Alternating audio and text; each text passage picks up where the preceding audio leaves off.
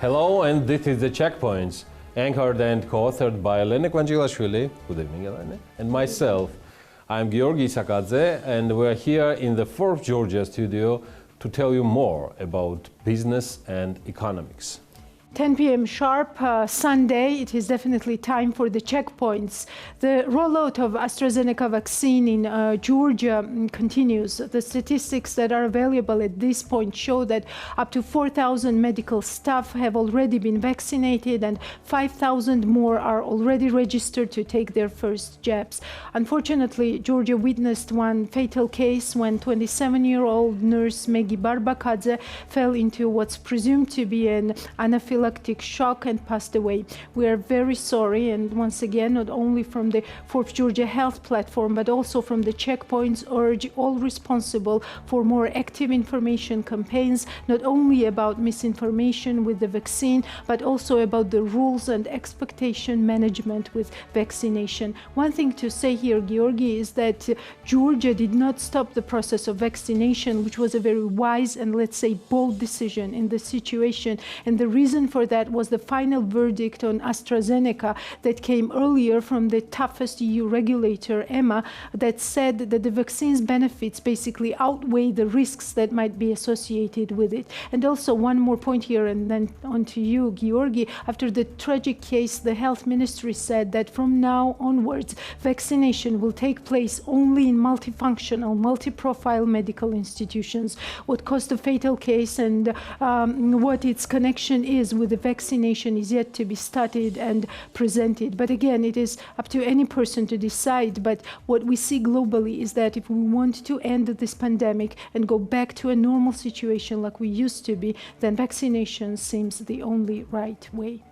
By the way, Elena, I had a chance for a brief conversation, brief talk with a distinguished doctor, Davit Mrelashvili, who lives and works in the US and who contributed 3 refrigerators that could accommodate Pfizer vaccine to Georgia free of charge.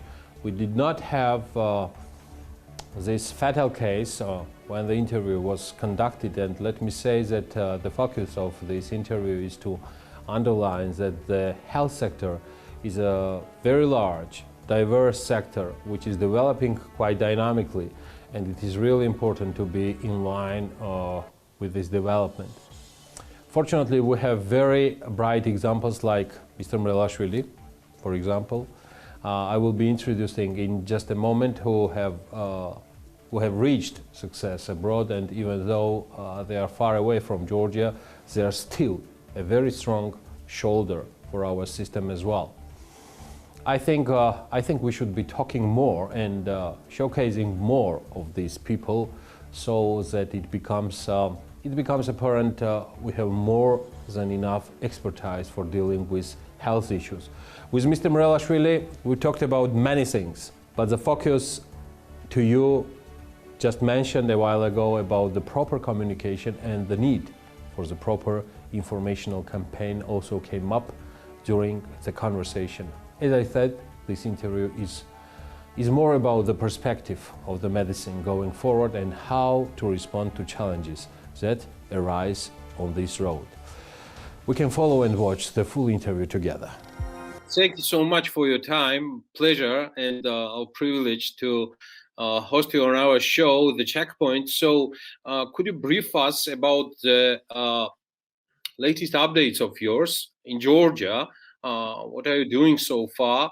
We are aware about some initiatives performed personally from you, your personal involvement here. And so where do we stand so far now, David? Thank you very much, Georgi, first of all, for the interview. Well, let me briefly tell about myself. I'm a Georgia-born Georgian neurologist who has been doing telemedicine or teleneurology for the last 10, 12 years. Almost as a full-time job in the last 7 years. And my involvement in Georgia especially accelerated during the pandemics. One thing I realized that I had this luxury because I have a distant job. I'm actually right now in Puerto Rico and seeing patients in 26 states all over the country. I realized I could. Puerto Rico now. Yes, actually, that's where my main house is. It's the Wow. weather is about 30 degrees Celsius. It's beautiful beach outside. So yes, I know a lot of people don't realize, but Puerto Rico is like a territory of the U.S. It's a U.S. jurisdiction. It's a federal territory. So it's Yeah, kind of sure. yeah, it's kind of a nice place to be. So I thought that if I'm doing it from Puerto Rico, I could do it from Georgia, and I did. And one thing that COVID-19 pandemic did is that it really accelerated need for the distance medical care for two reasons. One, most importantly, because we're dealing with infection. And if you are Yeah. in the same room with a person, doctor, patient, well, there's a risk of transmission. The second part was the efficiency. There was so many patients coming at you that you had to figure out the most efficient way to treat all of them. And getting in the car and driving to a different part of the town is not the efficient way. So telemedicine really shined here. As a matter of fact, even all around the world and in the US, the telemedicine businesses just skyrocketed. And this is a business show. Anybody can look at so many different stock options for telemedicine companies. They're just one of the best performers. You're covering more than 220 clinics in US. Yes. You were involved, you participated, you contributed a lot in Georgia. Where Georgia stands in these regards, and what are perspectives of telemedicine and the culture itself here? Absolutely, yeah. So first of all, I was pleasantly surprised when I arrived in Georgia and I examined the situation by the fact that, well, because last time I was in Georgia for a prolonged time more for business was more than 17, 20 years ago, something like that. And there's a huge progress since then in medical field, including telemedicine. Telemedicine companies such as Ekimo, such as RedMed already existed, and they were already seeing patients even before COVID. So Yeah. everything just got accelerated, and they just got a lot more use of the technology than before. My role here was probably also similar, to kind of boost the usage of telemedicine in the country, especially for the COVID patients who were getting treatment at home, because we all know that during the peak, every country experienced the shortage of the hospital beds. So as many patients as possible had to stay at home and be under the monitoring of a physician. So that's exactly where I came in and helped the local online clinic in Cajete region to optimize the system so that one senior doctor could supervise hundreds and sometimes even over 1,000 patients at a time by the help of a necessary ancillary staff, junior doctors, and some graduating med students. David, and it still goes on. Besides, we have a rather positive, well, I'm a bit smashed. I'm a bit smashed in regards of terminology of COVID, positive and negative. We have positive statistics in these regards. We have much better situation right now. But are you still involved? And your counterparts here in Georgia, I'm talking about health organizations, and I'm talking about pharma companies or just businesses, are they still interested and motivated to promote telemedicine as a culture and as an effective tool in this regard? Absolutely. As a matter of fact, the project continues. It does not have as much, though, thankfully, as you said, it does not have as much business in the COVID part because of the pandemics is getting better, but they are still functioning very similar way, just a reduced scale.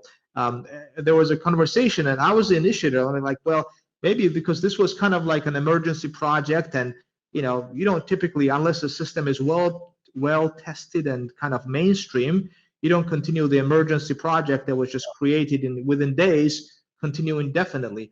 But apparently it's working for them, for Geo Hospital in Georgia, in Cajete region, working so well that they themselves asked to continue that, and they do continue. Of course, I have a daily contact with the team. I'm on the same channels, messaging channels as they are. If they have any questions, I answer, and I think it's just, one happy family right now.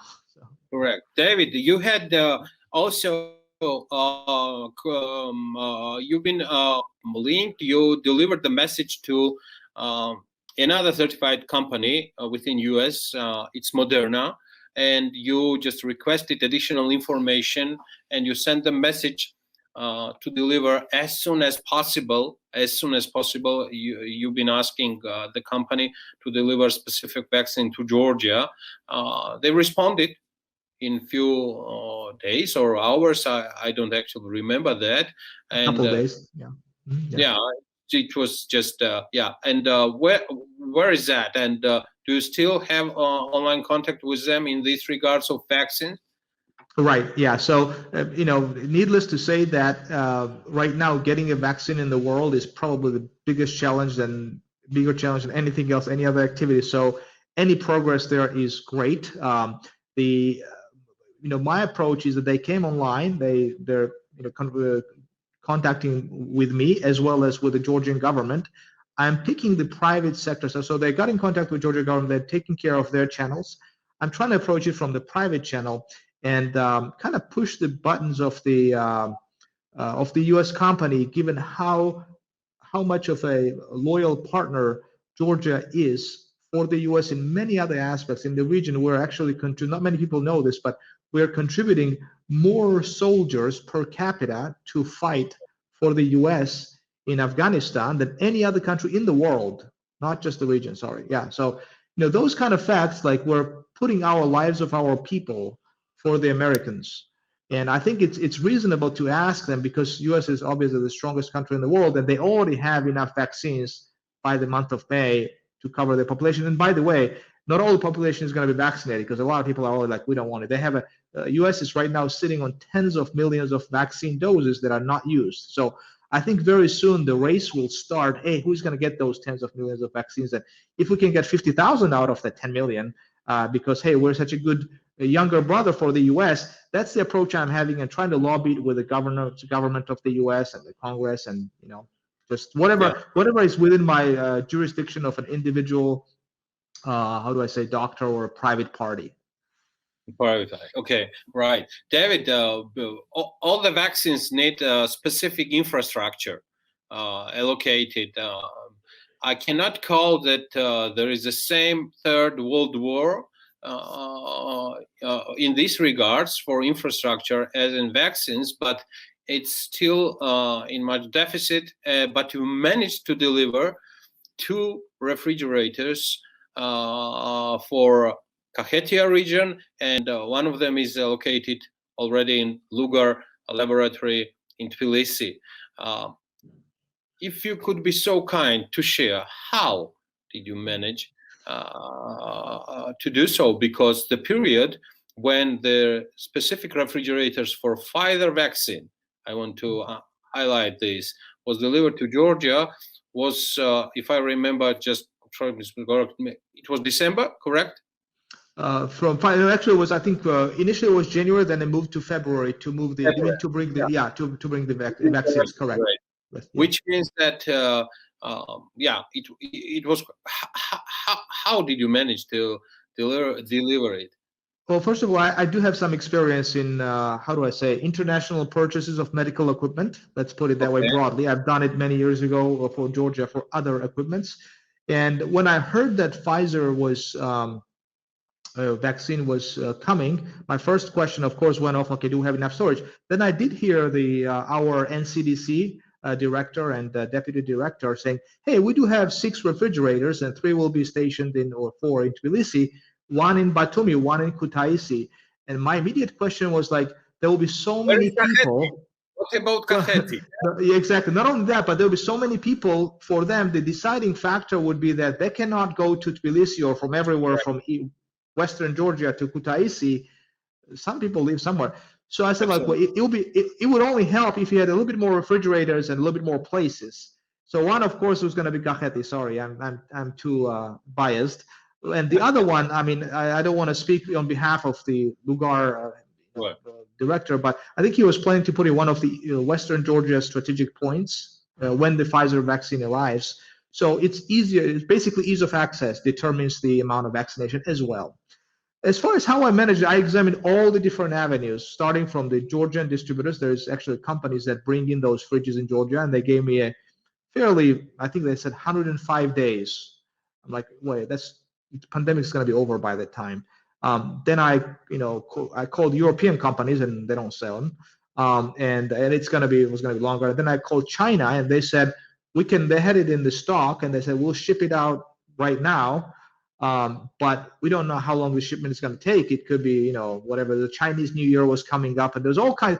It's a long story. I want to make it short. So the way I managed, I kind of, I don't want to say the confidential details, but I got in touch with the director of Hire, the firm Hire for European region, who does the sales, and we kind of made the deal that a couple of the refrigerators that were originally already arrived with a ship from China to Europe in the port at the Netherlands, and they were unloading it. So we just took two and took to Georgia with the help of a Georgian shipping company, a truck that was traveling in Europe and picking up some other stuff. So they went up from Germany to Netherlands and then came back and came to Georgia in a week, on the truck. So it was a fun story. I actually had some other plan. If that didn't work, I had more plan B and C, but it worked. So, but vaccine that didn't arrive, so bummer.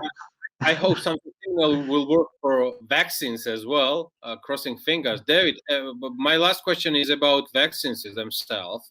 There's a bit difficult situation in Georgia in these regards. In my understanding, because of the vaccination process itself, which is on the first term for the medicians, for the representatives of the industry themselves, statistic in this regard is crucial. It's tragic, personally, for me. The activity is quite low. It's getting better and more positive daily, but it's still, the activity for the vaccination is very low. What the reason? It's because of this story with AstraZeneca, or it's some sort of general attitude on your perspective? How do you see the problem itself? I think there is two kinds of population. One is general population, part of which is just against vaccines, period. I think the problem there is proper information. Again and again, I think what we need to do is not to criticize them, but teach them. This is why it's good, et cetera, et cetera.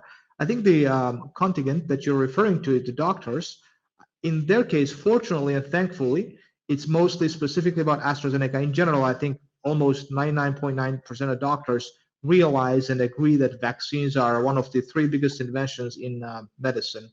Okay, the other one being one of them is antibiotics, so I think that's the part of, and I would say it's not the majority; it's relatively small portion.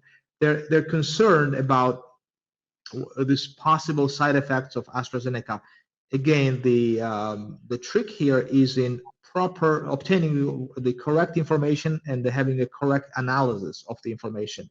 Very briefly, I will say that the main reason why these European countries held vaccination process or interrupted it for a couple of weeks was a possible thrombotic complication of the vaccine.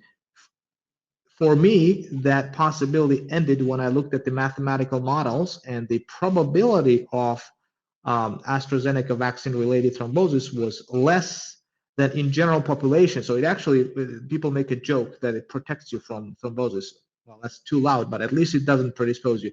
And the other part that most people don't realize, and it was less advertised in the media, is that Pfizer vaccinated population had a little bit more incidence of thrombosis than the AstraZeneca one. So I just don't understand. I mean, there has to be an alternative motive, and I don't want to or fuel the conspiracy theories. We're not going to go there, but it has to be an alternative explanation why they are saying we're holding AstraZeneca, not the medical, not the scientific one. That's my opinion. David, thank you so much. Keep safe, and thank you so much for everything what you're doing for Georgia and what you're doing for your country. Thank you. You're welcome. Great talking with you, Georgi. We are BMG. Follow and subscribe for business and economics news.